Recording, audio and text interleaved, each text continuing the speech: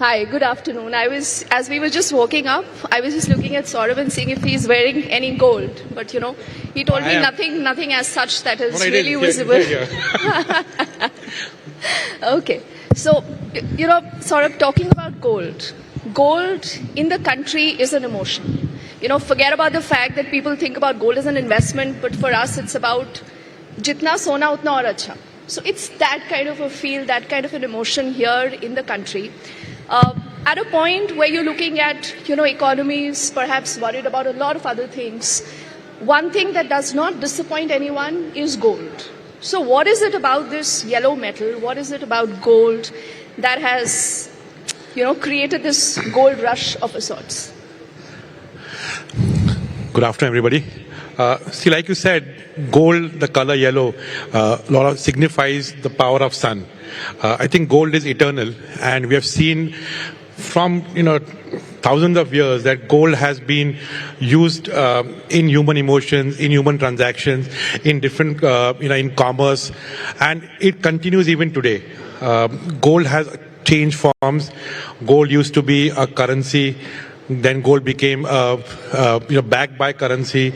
Today gold is, currencies are free today, but what remains constant is the investment in gold, which people love. The fact that gold is a finite asset, it's a real asset. It has multi-use. At the same time, it is something which stands the test of time. It's anti-inflationary. It's a commodity, it's a metal which will stand the test of time. And we have seen that it's not gold rush today. The rush has always been there. And I think especially during times of uncertainties, during economic uncertainties, during geopolitical uncertainties, gold is what is sought after. And this is what we're seeing today, that the whole jewelry industry, the whole gold industry is seeing a huge interest, and interest from a lot of first-timers. Because we are living in an uncertain era, we are living in times where there is no certainty of what's going to happen in the coming decade, in the coming years. And this is where gold plugs in as a tool which can help you to, hedge, help you to protect your wealth, help you to, have a plan B ready. And I think Indians have a different approach to gold. Indian household, every household has gold, and the estimates India could have 25,000 tons of gold, 50,000 tons of gold. Nobody knows how much gold the Indian households have, and that again has been reinforced during COVID, when Indian economy stood strong, where people could survive because of the gold they had with them, and that came as a last resort option for people to pay off their medical bills, to pay off their liabilities in those uncertain times. So I believe that this is a real asset. And we as jewelers, see this, that the interest is going to just keep on growing. It's a great time for the entire industry and for for investment in gold. I think we all are bullish on the future of gold. And I think being a true brand ambassador of your company, you have obviously encouraged people to go and buy more gold. But when you say this, Saurabh, people would also want to know whether this is the right time to buy gold. Should they be waiting? How do you see things moving in, keeping in mind the geopolitical situations? You're looking at almost emerging war situations across the globe. And even otherwise, like India, you say, is a conservative market, but still when it comes to gold, the priorities are pretty clear. You've seen the government of late, making certain changes that has kind of boosted that demand also. Is this a real demand for gold, or this is, again, like they say, pushed by the industry? So to answer your question first, there is no right time. I think every time is the right time to buy gold.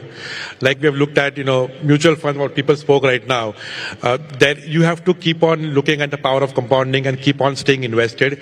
I think the same philosophy applies for gold. In India, people buy gold in two forms. It can be gold as bars, coins, or it can be jewelry. I think in India, we have this unique concept of value investment. So the jewelry you buy can also be worn and also be used as an investment, as a last resort cash in case a time comes for it. But I think this demand is real. This demand is not created. There's no hype around it, because gold fundamentally, like I mentioned before, is finite. The supply of gold is limited annually. and the demand is affected by a lot of things, primarily looking at today's geopolitical pressures around the world, the trade wars which are happening around the world. We are living in uncertain times. We are living in times which are going to be challenging. The world is going to see a lot of challenges on different fronts, and one has to stay diversified. So the risk which an investor is going to face has to be diversified. And I think in that, gold is playing a very important role in everyone's portfolio. This is not only said by, if you had a grandfather telling you that, stay invested in gold, have some gold. But today, financial consultants, industry is talking about it. And I strongly recommend that people should have investment in gold as a part of their entire portfolio. Fortunately, in India, jewelry also is an investment. You'll be spending, some 15-16% on making charges. But beyond that, it's the metal which will remain with you. Period of time, the metal will give you the benefit of appreciation and also of adornment. So this is a unique opportunity which India has. And if you look at Indian households, be it people even below poverty line, everyone has some gold in their households. And this, I think, also goes back to a tradition of, having gold as a part of, weddings, gold as a part of, your status. So the habit of was inculcated long ago of, buying gold, buying jewelry, keeping it in the house. And I think that's the most prudent advice I'd give to people here as, gold should be looked at as a serious asset and not as a speculative asset. One should not, speculate in gold. One should not, just buy gold based on tips. One should buy gold as savings and look at it long term. I think it's the right time. Gold always has shown that, it's a safe investment and an investment which gives rewards. And when you say this, there's a lot of viewer interest in a lot of things you said. So I'll just push that point a little further. Gold, platinum, diamonds, there's a lot of conversation now about jewelry. So where does gold really stand in this? You believe, like they say, old is still gold. So, gold is the real gold. Is that the only thing that matters? Or you think moving across, you could have, new metals that we could be looking at? That is the first question. And the other thing is about the hallmark, the standardization of gold. As consumers, how should we be aware? And where is it that your brand comes in? What is it that you do differently that, you think our audiences and our viewers must know? So I think your first question about different metals, I think today platinum is being seen as a jewelry metal. Investment-wise, there are a lot of metals which people today invest in. There'll be copper, zinc, platforms like, commodity exchanges have a lot of metals to invest in. When it comes to jewelry, it's primarily gold. There is a portion of people who are looking at platinum, but that's a very, very small percentage. In gold, there's new trends evolving. There is, now mix and match. So you'll find dual metal, gold and platinum coming together in the form of jewelry. There'll be, gold which is in different caratage now. So you're seeing 14 karat jewelry, 18 karat jewelry. So I think gold is ductile, malleable, can be made in different forms. And that's what is the beauty of gold. As an industry, I think we have come a long way ahead. Today, we are around an $85-90 billion industry in India. I think it's growing at a CAGR of 20-25% annually. So in the next 4 years, the industry is looking at almost doubling from here. And a large portion of that, I think, is because of the one side regulations by the government in terms of quality, hallmarking being mandatory, certification being mandatory, and awareness for the consumers on looking at buying gold from reputed brands, transparency, asking for invoices. So the whole perception about the industry, which was considered to be unorganized, is being changed. And also is talking in terms of numbers. Today, I think India would have around 1 million jewelers, which again is a huge number when it comes globally. China would be talking about 200,000. We are at 1 million. So I think that's a number which, that's why the whole industry was unorganized. It's moving fast towards consolidation, moving fast towards getting organized. I think today almost 40-45% industry is organized and we are moving at a very fast rate. What this brings to a consumer is quality, assurance, better designs, and a whole new shopping experience. So I think, like we're saying, Vikasit Bharat, in this, we are a part of it in a big way. Today, Indian jewelry, our manufacturing is looked at worldwide as a pioneers. Same thing will happen in retail. Because when Indians buy jewelry, it's an emotion. It's not just a product. Here, jewelry means, it's a very, very deep-rooted emotion in the family. So it's a relationship, and that's very unique of our country. Worldwide, jewelry is looked at as fashion, glamour. There is no connection to the emotion what India has. And I think that's what really making the whole industry looking at it more deeply. We're looking at developing more relations. And I think this is the only industry where technology plays a role, but human touch is very important. So when we look at even the whole experience, worldwide jewelry is not sold online, it is offline. It's experience where you go, you go to your trusted jeweler, your trusted brand, you interact, you buy. It's a relationship which nurtures over time, where we get stronger over time. I think that is what makes Indian jewelry and the Indian jewelry market so special. Interesting you spoke about this online trend.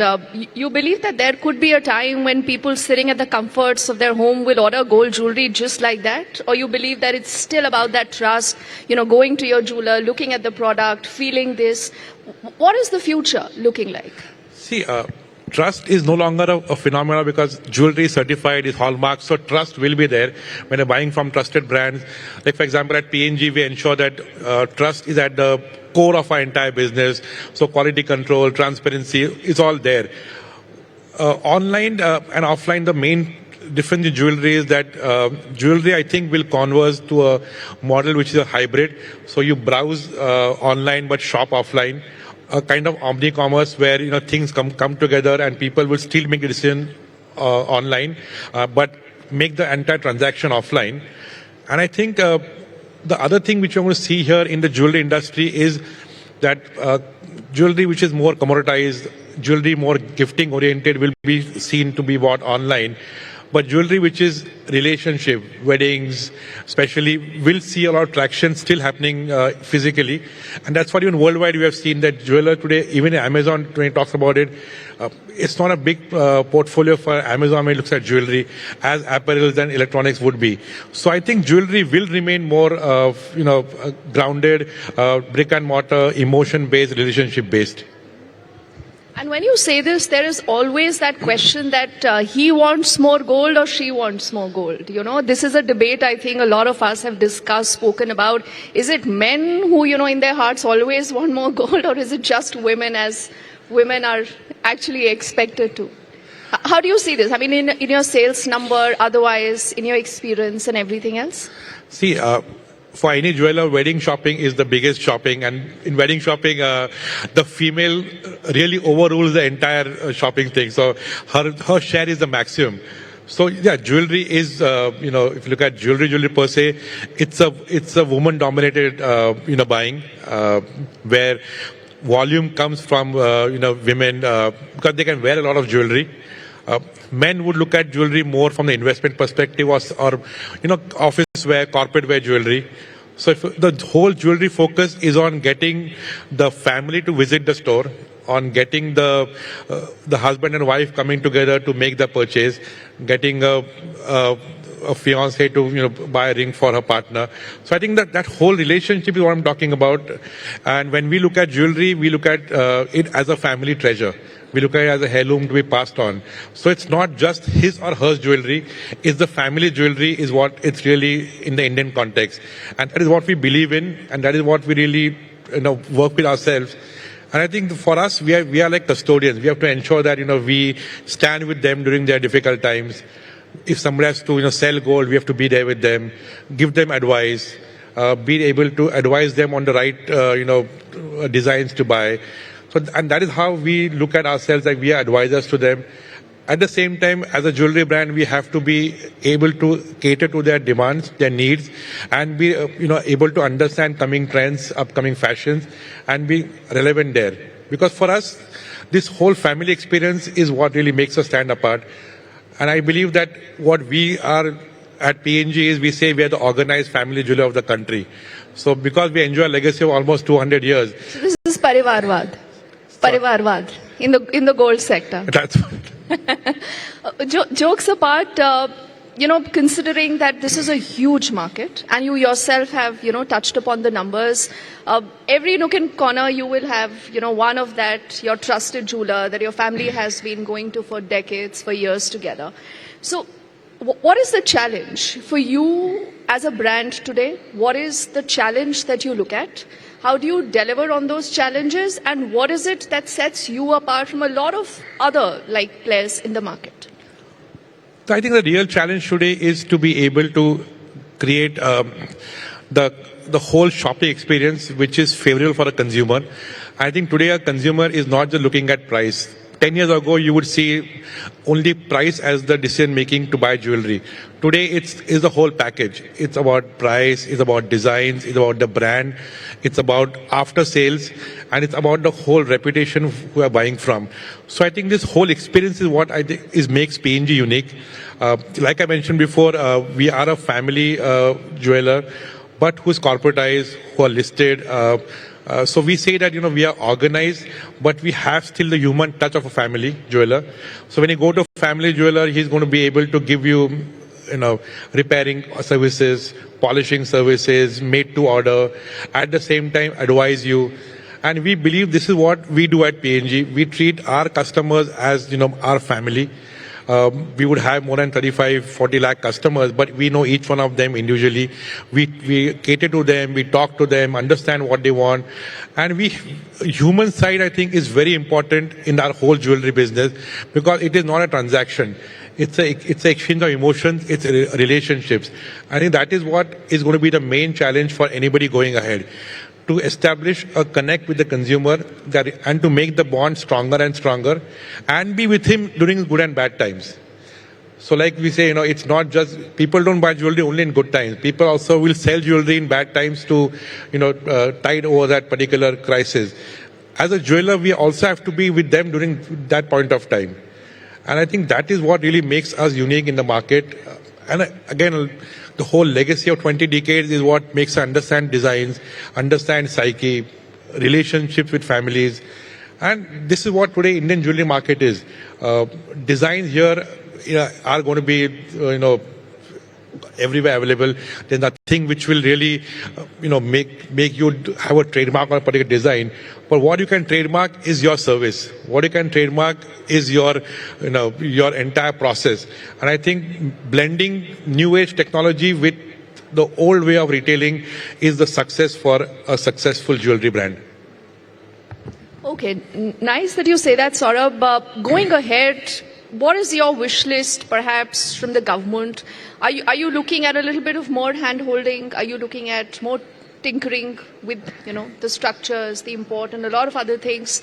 What is it that you would be looking at that kind of benefits not just the consumer, benefits all of you also?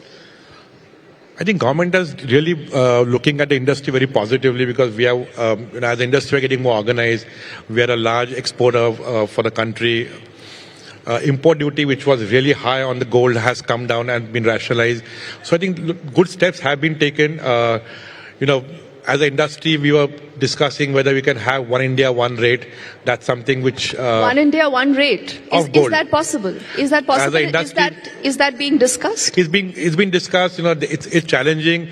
But like Dubai has one, a single rate in an entire city. So that's something which will bring again a fair pricing to the entire the gold jewelry industry. That's something which we are discussing on.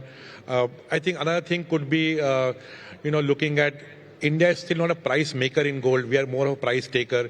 So that's something which the government is really working on, to have make in India gold bars.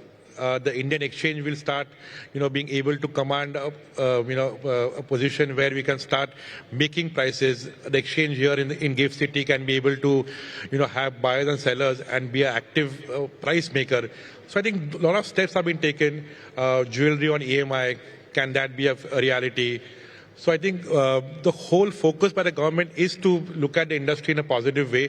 I think we are happy with that, and we would really work with the government again to keep on getting the industry, and we want this to be recognized as an industry, and maybe in the future we may have a ministry for the gem and jewelry industry. Okay, that's quite a thing. Now, when you've told me, one nation, one election, we could have one country, one gold rate. But what stops us from not having that right now? What causes these fluctuations? What are the other derivatives that you people look at? And as a consumer, in case you actually have a one country, one gold rate, does that really benefit us? Does that change anything? See, definitely it will lead to uniformity. One India, one rate would definitely make people's confusion on gold rate go away. See, the real problem is this is a consumer industry, and as a brand, there are a lot of jewelers here. Each one is free to sell at whatever price they would want to sell. Gold again in different parts of India will have different prices because there are their duties, transportation costs, insurance costs, which should add to it. So if you look at typically in the East India, the gold prices are more than West India. That's because the cost is more to reach gold there. But having said that, we should be maybe not one India, one rate, but at least somewhere like a guidance where a gold should be minimum this rate, and set up some more guidelines. It will definitely help the industry. Like when you talk in other countries where rates are fixed, the consumer relax that they know that they're getting the fair price. Today, a consumer have to look at rates of 4 different jewelers and then go maybe. That will solve that headache, and I think it will definitely uplift the entire industry. And this, I think, will happen eventually. It's the early days, but it's a good concept. And I think everything starts with a concept. So this is something which is a start. Maybe in future, we'll all be able to work towards that. What we also want to do is that, we want the consumers to be looking at not just the pricing, not looking at just gold as a commodity. Gold involves a lot of work. So like we say, gold is a piece of art, and art should be valued like art. That is where, this whole industry will be moving, going ahead. As we get more and more organized, as we give, customers, we give them better experience, the industry will also see this entire focus moving away from discounting, moving away from just pricing, to looking at the entire value. By value, I mean design, service, after sales, the brand. And this is where I think the industry then will be looked at in a very positive way, both by the consumer and by the government. And you also made a mention of gold on EMI. I mean, do you do this? Do you intend to do this in the near future? What about gold loans and a lot of other things that people have been discussing of late? See, gold loan against gold is something which is very popular in the country. People use it on a big level. Masses use gold as that. That is one thing which I think is there. What we're talking on is, can you buy jewelry on EMI? It's a little challenging because you have housing loans, you have vehicle loans. Jewelry, there is no central depository which will have the gold ownership. The jewelry, when you buy jewelry, ownership lies with the consumer. So that has to be worked out. And can that be channelized? And can that be channelized into a banking system where a network can be established, where consumers can use this? It will definitely help to boost consumption. Today, we have fintech companies which may do, top-up gold loans, so that will help a consumer to top up his purchase. These things are happening. There are talks on digital gold, so that's another trend which may come up in the future. So a lot of exciting times ahead for the industry, and I think as we talk in the next 3-4 years, I think industry will see all these things become reality and adding to the entire industry what we are seeing today.